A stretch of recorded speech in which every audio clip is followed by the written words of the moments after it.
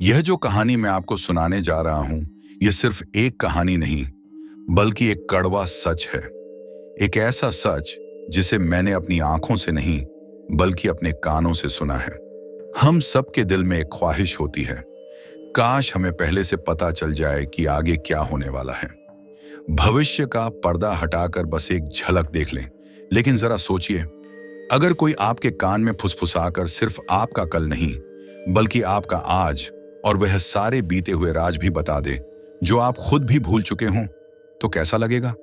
और अगर यह फुसफुसाहट कभी खत्म ही ना हो, तो डर लगेगा ना। अगर आप इस चैनल पर नए हैं तो इसे सब्सक्राइब कर लीजिए, ताकि ऐसी कहानियां आपसे कभी छूटे नहीं। और हाँ, कहानी खत्म होने के बाद मुझे जरूर बताइएगा कि आपको यह कैसी लगी और आप इसे किस शहर से देख रहे हैं। अपना नाम भी लिखिएगा, ताकि मुझे पता चले कि मेरी कहानियां कहां कहां तक पहुंच रही हैं। मुझे पूरी उम्मीद है कि यह कहानी आपका दिल जीत लेगी। तो चलिए शुरू करते हैं। यह एक ऐसी अघोरी विद्या है जिसके बारे में कहा जाता है कि इसे साध लेने के बाद किसी भी इंसान के मन की बात, उसका बीता हुआ कल और यहाँ तक कि आने वाला कल भी जाना जा सकता है। इसमें कोई शक नहीं कि यह विद्या सच मानी जाती है।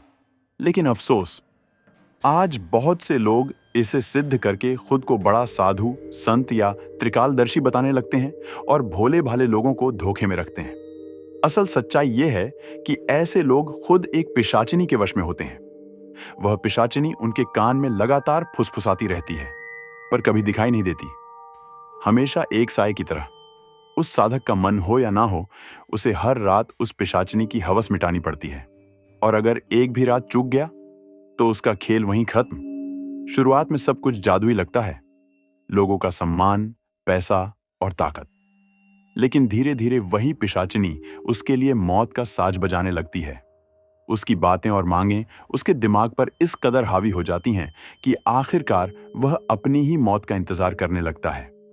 मेरा नाम राजन है और यह कहानी है मेरे पिताजी के एक पुराने दोस्त की। वह महाराष्ट्र रेलवे में टीसी थे। नौकरी ठीक ठाक थी, लेकिन घर के हालात बदतर। कर्ज, गरीबी, जुआ और शराब, इन सब ने मिलकर उनकी जिंदगी तबाह कर दी थी। हर महीने की तनख्वाह कर्ज के ब्याज में ही चली जाती। इन आदतों से परेशान होकर उनकी पत्नी भी उन्हें छोड़कर मायके चली गई थी। कई बार उन्होंने खुदकुशी तक का ख्याल किया, लेकिन कहीं ना कहीं उन्हें उम्मीद थी कि एक दिन जुए में बहुत बड़ा दांव लग जाएगा। उन्हें क्या पता था कि उनकी जिंदगी बहुत जल्द पूरी तरह बदलने वाली है। वह रात भी बाकी रातों की तरह थी। विप्लव बाबू अपनी ड्यूटी पर थे। कल्याण जंक्शन से ट्रेन ने अपनी लंबी यात्रा शुरू की थी। हर स्टेशन पर ट्रेन रुकती और वह हर डब्बे में घूम घूम कर जांच करते कि कोई बिना टिकट तो नहीं सफर कर रहा। जब ट्रेन सतारा स्टेशन पर रुकी, वह ऐसी डब्बे से उतरकर जनरल डब्बे की तरफ गए। उस रात डब्बे में कम लोग थे। विप्लव अपनी टॉर्च से यात्रियों के टिकट देख रहे थे। तभी उनकी नजर डब्बे के आखिरी कोने पर गई। वहां अंधेरा था और कोई बैठा दिखाई नहीं दे रहा था, लेकिन विप्लव को ऐसा लगा कि कोई उन्हें देख रहा है। कौन है वहां? इतनी सारी सीटें खाली हैं और तुम वहीं बैठे क्यों हो? उनका दिल अचानक तेज धड़कने लगा। वहां एक अघोरी बाबा बैठे थे। बाबा का चेहरा अजीब और डरावना था। वह धीरे से मुस्कुरा रहे थे। विप्लव ने गुस्से में कहा, अपना टिकट दिखाइए, आप बिना टिकट तो नहीं है ना? अघोरी ने सिर हल्का उठाया और मुस्कुराते हुए कहा, विप्लव बाबू, कभी कभी सफर करने के लिए टिकट की जरूरत नहीं होती। विप्लव की सांस अटक गई। बाबा ने उनका बचपन का नाम लिया था। तुम्हें मेरा असली नाम कैसे पता? विप्लव ने सख्त लहजे में पूछा। अघोरी ने धीरे और डरावनी आवाज में कहा, मुझे तो बहुत कुछ पता है जो तुम खुद भी नहीं जानते। लोगों का नाम, पहचान सब हवा की तरह उड़ जाते हैं, लेकिन लालच हमेशा रह जाता है। विप्लव ने फिर से टिकट मांगा, लेकिन इस बार उनकी आवाज में घबराहट थी। यह क्या बकवास है, टिकट दिखाओ या जुर्माना भरो। अघोरी ने सिर झुकाया और कहा, टिकट तो उन लोगों के लिए होता है जो जिंदा हैं। मैं जिंदा होते हुए भी एक लाश की तरह हूं। ये बातें किसी और को मत बताना। विप्लव ने गुस्से में कहा। अगला स्टेशन? अभी तो बहुत सफर बाकी है। अघोरी ने धीरे से मुस्कुराया और कहा, मैं लोगों की जिंदगी में 2 पल में बदलाव ला सकता हूं, जैसे तुम्हारे पिताजी का ही ले लो। केंद्रीय विद्यालय के प्रधान शिक्षक ने कभी सोचा था कि उनका होनहार बेटा जुए में उनकी सारी जमा पूंजी नष्ट कर देगा? विप्लव का दिल धड़कने लगा। यह अघोरी की बात उनके दिमाग में घर कर गई। कौन हो तुम, और तुम्हें मेरे और मेरे पिताजी के बारे में कैसे पता? विप्लव ने डरते हुए पूछा। अघोरी ने गंभीर होकर कहा, क्या तुमने कभी कर्ण पिशाचिनी सिद्ध के बारे में सुना है? कौन सी पिशाच? विप्लव ने आश्चर्य से पूछा। अघोरी ने कड़क आवाज में कहा, कर्ण पिशाचिनी। इसकी मदद से मैं सिर्फ तुम्हारे ही नहीं, सबके बारे में जान सकता हूं। जो भी मेरे सामने आता है उसका बीता हुआ कल, आने वाला कल और यहां तक कि उसके मन की बातें भी मैं बता सकता हूं। विप्लव के मन में लालच और जिज्ञासा एक साथ उठने लगी। क्या मैं भी इसे पा सकता हूं? मुझे कैसे मिलेगी यह सिद्धि? अघोरी ने गंभीर होकर कहा, सिद्धि पाना आसान नहीं, मुझे इसे पाने में कई साल लगे। लेकिन अगर कोई सिद्ध पुरुष जिसने अपनी शक्ति पूरी तरह जागृत कर ली है तुम्हें अपनी पिशाचिनी देने को तैयार हो, तो तुम्हें ज्यादा समय नहीं लगेगा। बस कुछ ही दिनों में इसे पा सकते हो।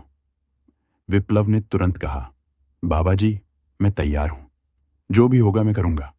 आप जो कहेंगे मैं पालन करूंगा। पैसे की चिंता मत कीजिए, मैं ला कर दूंगा।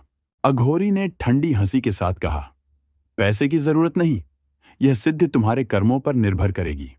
पर याद रहे, एक बार कर्ण पिशाचिनी तुम्हारे जीवन में आ गई तो वह हर कदम पर तुम्हारा पीछा करेगी।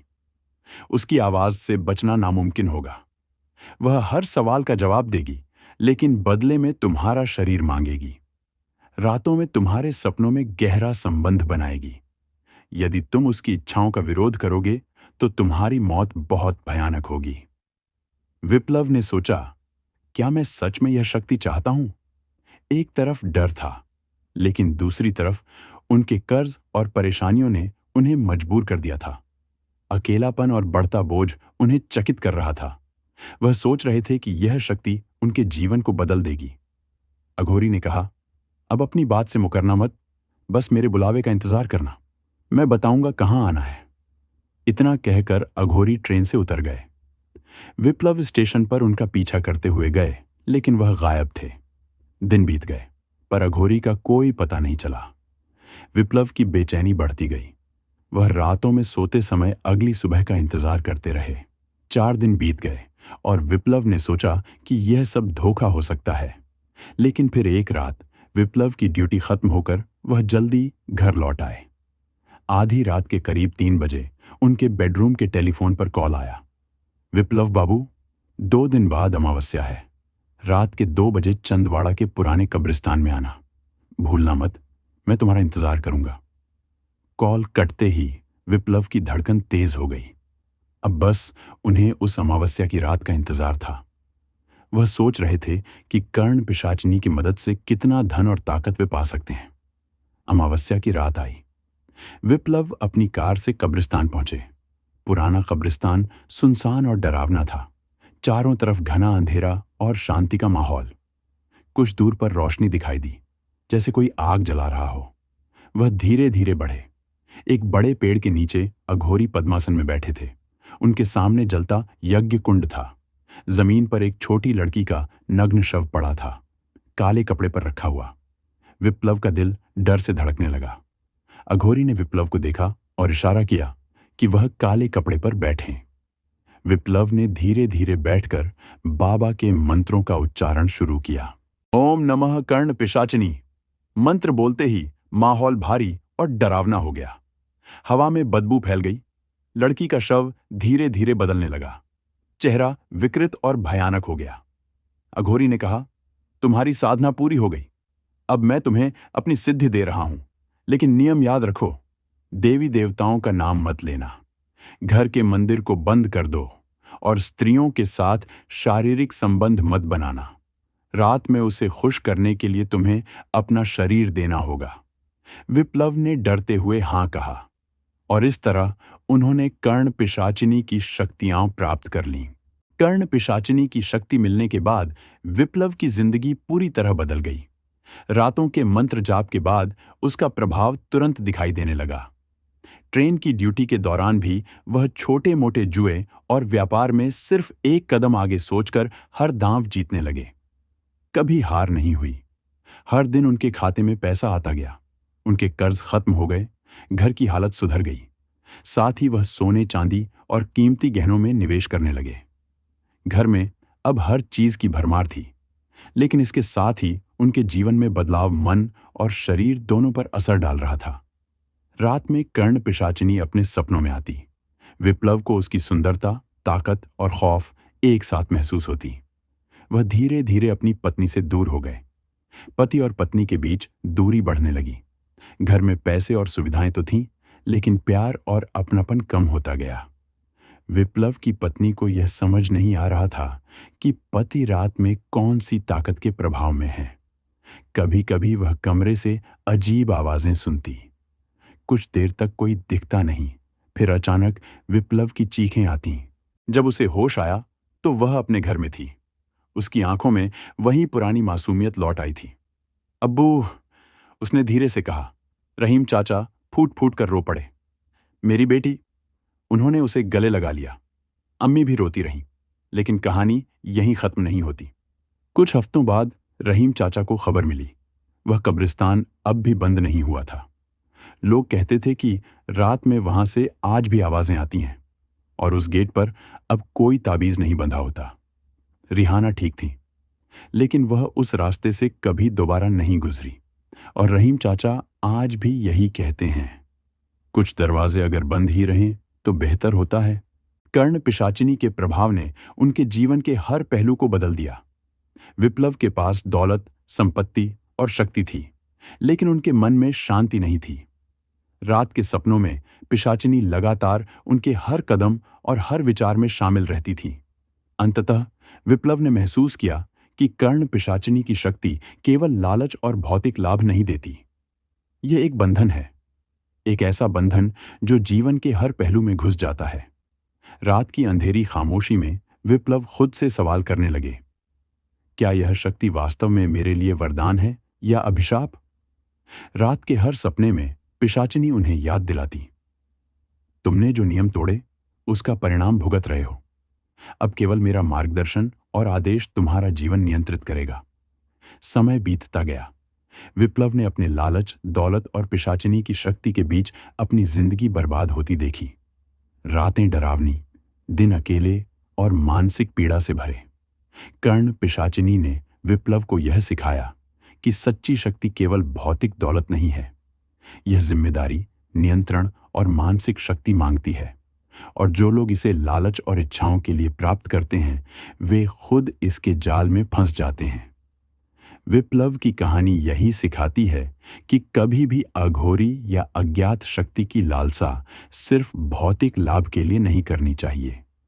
सच्ची शक्ति के लिए मन, आत्मा और चरित्र की मजबूती जरूरी है। अब जानने के लिए कि कर्ण पिशाचिनी ने विप्लव के साथ आगे क्या किया, नीचे कमेंट सेक्शन में पार्ट 2 लिखकर हमें बताइए। आपकी राय हमारे लिए बहुत मायने रखती है। हमें कमेंट में बताइए कि आपको यह कहानी कैसी लगी और किस शहर से सुन रहे हैं। अगर आपको यह कहानी डरावनी और रोमांचक लगी हो तो लाइक और शेयर करना बिल्कुल मत भूलिए। हमारे चैनल को सब्सक्राइब करना भी ना भूलें, क्योंकि हम आपके लिए और भी रहस्यमयी और रोमांचक कहानियां लाते रहेंगे। याद रखिए, आपका एंगेजमेंट ही हमारी नई कहानियों की ताकत है। तो जल्दी कमेंट करें और इस मिस्टर आर हॉरर टेल्स का हिस्सा बनें।